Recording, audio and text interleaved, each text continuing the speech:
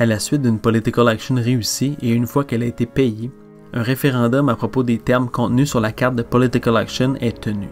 Le référendum fait partie intégrante de la political action en cours et elle se déroule en quelques étapes distinctes. D'abord, l'étape Choose the Terms, ensuite l'étape du polling et finalement l'étape du Resolve Referendum. Voyons d'abord l'étape Choose the Terms. C'est à cette étape-ci que les termes du référendum doivent être précisés. Donc, si le métier actif doit choisir une cible spécifique ou encore annoncer comment les dommages seront distribués, par exemple, c'est à ce moment qu'ils devront l'être.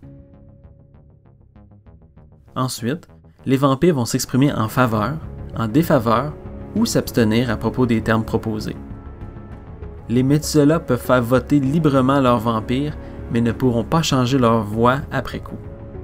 Il est à la discrétion du métier de choisir si chacun de ses vampires vote en faveur, en défaveur ou s'il s'abstient, indépendamment des voix des autres vampires. Cette étape du référendum ne sera terminée que lorsque tous les métiers se seront prononcés. Au terme de ce vote, s'il y a plus de voix en faveur, les termes de la political action seront exécutés en intégralité. S'il y a plus de voix en défaveur ou si le résultat est ex aequo, les termes de la political action seront ignorés.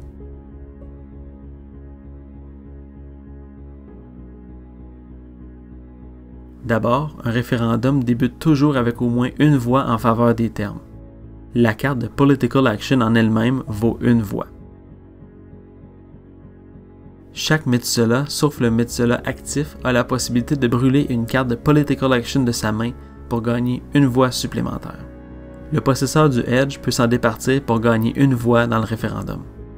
Certaines autres cartes telles que les Action Modifiers, les réactions ou encore des cartes en jeu peuvent octroyer des voix supplémentaires aux vampires ou aux Methuselah. Seul le vampire actif pourra jouer des Action Modifiers et seuls les vampires opposants unlockés pourront jouer des cartes de réaction comme il est standard de le faire. Ensuite, les Methuselah n'ont pas la possibilité de voter eux-mêmes, mais le gain de voix passe par le contrôle de vampires titrés qui eux peuvent le faire. Pour chaque vampire titré qu'un Methuselah contrôle, ce dernier gagne des voix en fonction du titre possédé. Un Methuselah gagnera une voix par primogène ou bishop, 2 voix par prince, archbishop, magadji, baron ou colo, 3 voix par justicar, impérator ou cardinal, et 4 voix pour chaque inner circle ou régent. Un vampire qui détient plus d'une voix, un prince par exemple, doit déposer ses voix intégralement en faveur ou en défaveur des termes du référendum, à moins qu'il ne s'abstienne. Il n'a pas le droit de voter partiellement ou de voter simultanément en faveur ou en défaveur à propos des termes du référendum. Un vampire en torpeur ou dans la Uncontrolled Region ne peut jamais participer au vote. Pour ce qui est des vampires ayant le titre Priscus, la procédure est un peu différente. En fait, tous les Priscus de la table partagent les mêmes 3 voix.